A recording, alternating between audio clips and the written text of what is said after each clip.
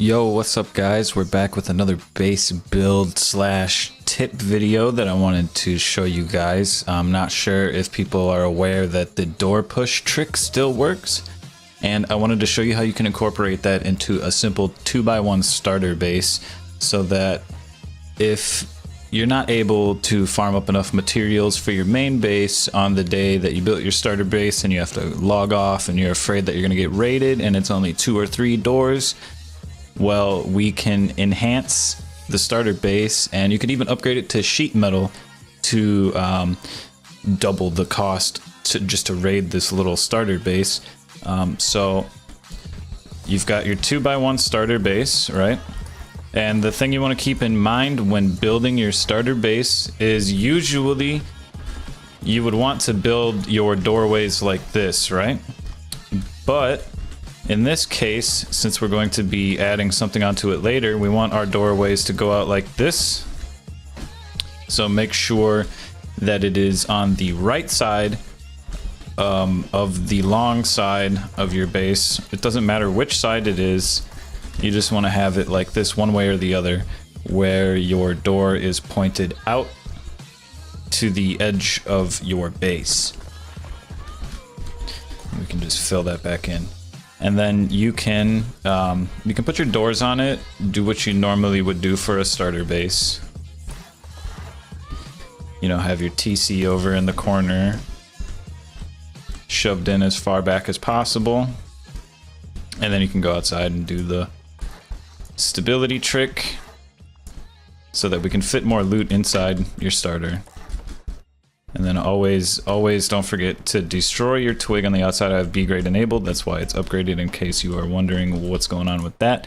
And then you can place down your small boxes, or if you've got a large box, which most of the time people are going to have metal frags to make a large box, you can do that. I would put this door frame here before you put any large boxes in here, and make sure that your boxes are far enough back to where you can place this one right here. I do believe I placed it incorrectly 2 times in a row, because I should be able to fit this one right here. There we go. And now you should not be able to put this door on just because of the new patch. So keep that in mind if you want to add doors, which is recommended but not necessary with the trick that we're going to be doing.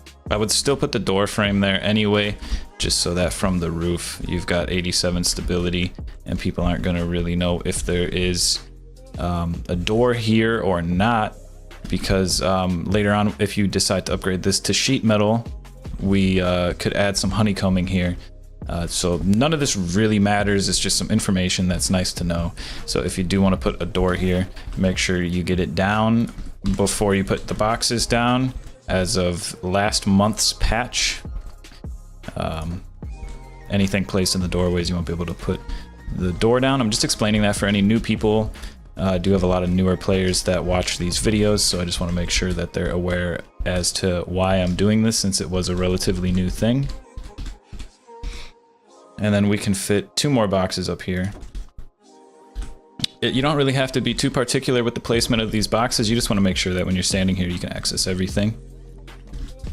And you can always pick stuff up and put it back down later if you need to. I would put this box like this, the small box, so you have more room to reach this bottom one down here. And then you can distinguish between the 2 boxes right here. You'll see it'll flicker. And that's how you can access the one in the back.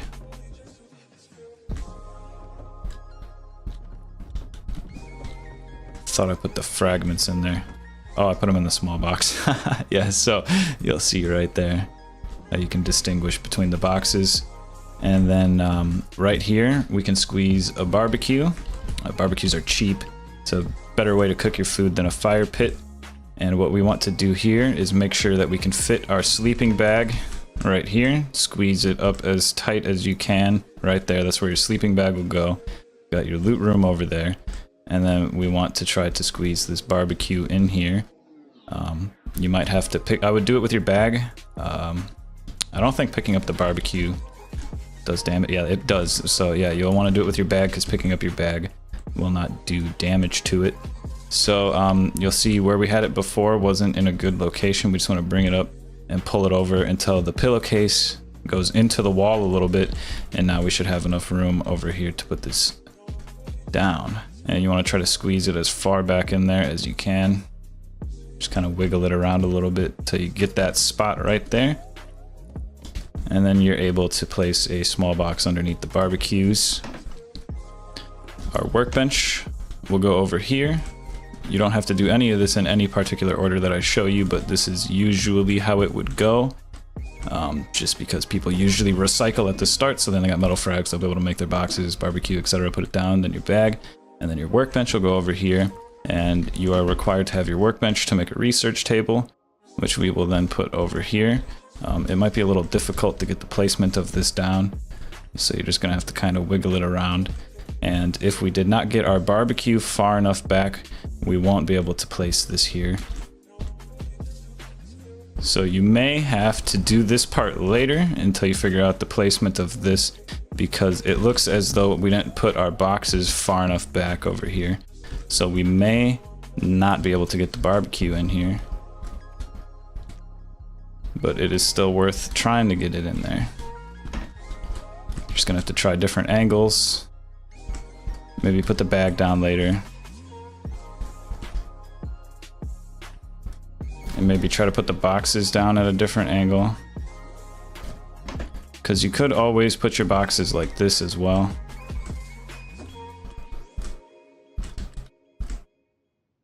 But this changes the overall shape that we were going for. Just wanted to show a couple different combinations. I was able to get this barbecue thing to work before, but I don't think I put that box back there far enough. And then right here, you should be able to fit a sleeping bag. It's all a matter of just wiggling it around. It does not look like we will be able to. Most likely because of this box right here. And the one below it is looking like it's blocking it too. So you could try to get all of this correct, or you can just throw your sleeping bag right here. And the reason we're trying to squeeze all of this in here so that we could fit this as well. But now with our sleeping bag out there, we won't be able to. So you could just try to squeeze this in here maybe. And then put your sleeping bag right here, but it's gonna be a real tight squeeze. I don't think we're gonna be able to put that in here, but otherwise you can just use it like this. It's no big deal. If you do decide to shove the boxes in this position, you will be able to fit another one right here and right here. But you might want to try to get this box under your research table first, and you're just gonna try to shove it in there as far as you can. And then if you spend enough time trying to squeeze it in there, you should be able to get this other box down right there. So this is a pretty efficient way to fill up your starter base. Unfortunately, if you don't do it correctly, you won't be able to put this in here, but you can always just pick your bag up and then put it down whenever you need to use it. If you want to use it, if you don't want to use it doesn't really matter. Then you could turn this into a duo starter base as well. Fit 2 bags in there, and even a third one in here if you really want to cram 3 people into this tiny little 2x1. You never know what people's strategies are, but yeah, that's how I would go about filling up a 2x1 starter base. And now the whole meat of the video is about to come down. You need to make sure you place this foundation here and that foundation there. Otherwise, you will not be able to build this foundation later on. Another thing to keep in mind before putting your roof down is making sure that you have your triangle here. Otherwise, you will not be able to do that later on either. And then you'll come outside and put your roof down here. You'll have to stand in a very particular position to put this down. But before you do this, you want to make sure that you either build this part of the base and place a door down, or have the materials to do so. Otherwise, you will be trapped outside of your base. And then now we have this roof right here protecting us. And we can use this door to push ourselves in here and use this door to push ourselves out. I also am moving in the direction that I want to go, so I'm holding back and then crouching at the same time. And then I'm moving back, opening the door, and holding crouch at the same time, in case you don't know how to do the door trick. If you have a shotgun trap, you can open this door, get the position, and then close the door so nobody kills you while you try to squeeze this in here. And you just want to make sure that when you open this door, it's sticking out a little bit. So if anybody does hop in while you're doing this part, you're at least protected by that, because they should not be able to loot you if you're all the way back in the corner, and they will definitely not be able to loot you if you open this door. So if you do it fast enough, you can close this door later on, and that is the safest way to use this without adding another doorway over here. And you will see that they will have to go through one wall no matter what they do.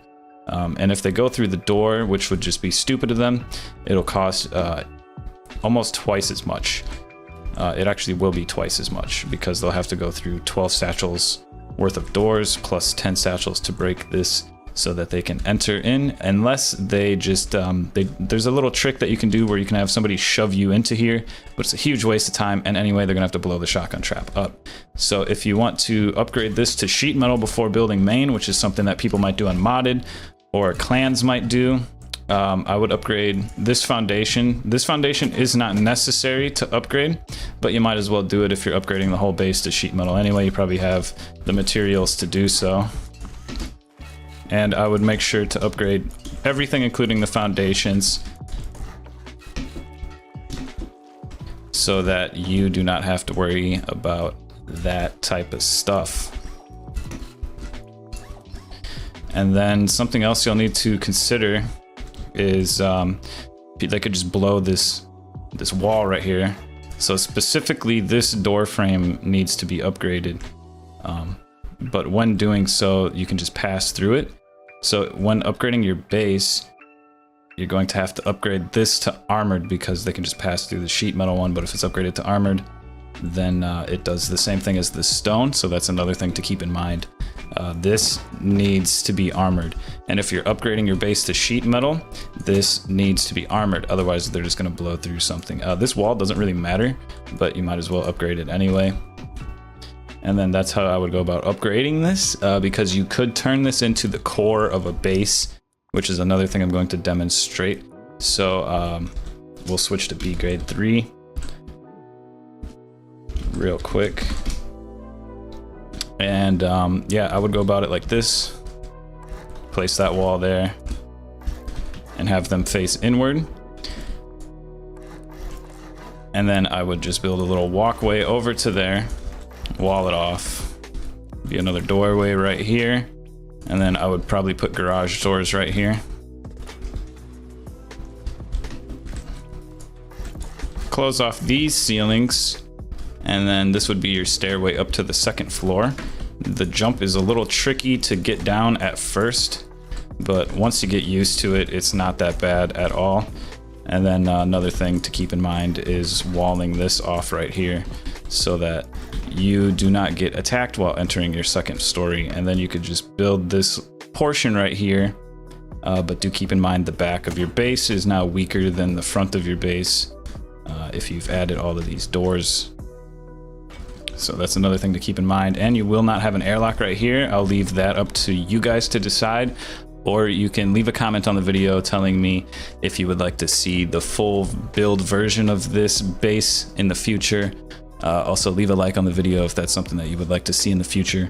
But I hope you guys enjoyed this little tips slash build video, since this technically is a base design video, but it's mostly just for the tips. Also, this wall is going to be backwards. Keep that in mind. You would want that to be sheet metal because you don't want anybody... I guess it's going to be sheet metal no matter what, so it doesn't matter what direction it's facing. Probably just face it inward if you're going to do it stone, and then upgrade it later on, but people could pick through if it's stone into your second floor if you have anything up there. But yeah, leave a like on the video, subscribe if you're new to the channel, I would really appreciate it, and I hope you guys enjoyed the video. I'll catch you next time.